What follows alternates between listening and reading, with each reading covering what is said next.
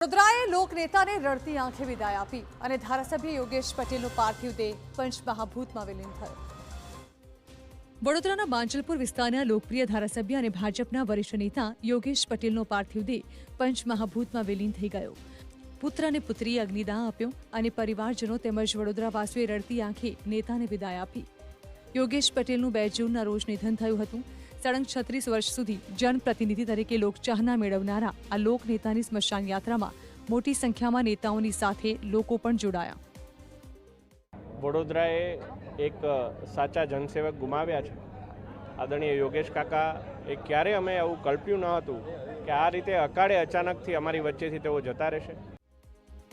યોગેશ પટેલના અવસાનથી ફરી ગુજરાત વિધાનસભા ખંડિત થઈ છે। તેઓ 1990થી સતત 8 ટર્મ અજેય રહીને જીવ્યા ત્યાં સુધી ધારાસભ્ય પદે રહ્યા હતા।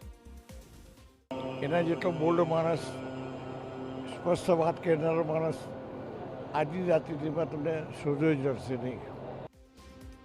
અંતિમ યાત્રા પહેલા માંજલપુરના ધારાસભ્ય યોગેશ પટેલના પાર્થિવ દેહને અંતિમ દર્શન માટે મુકાયો હતો, જ્યાં ડેપ્યુટી સીએમ હર્ષ સંઘવીથી લઈને પ્રધાનો, ધારાસભ્યો અને કોંગ્રેસના કોર્પોરેટર્સ તેમજ નેતાઓએ શ્રદ્ધાંજલિ અર્પણ કરી હતી।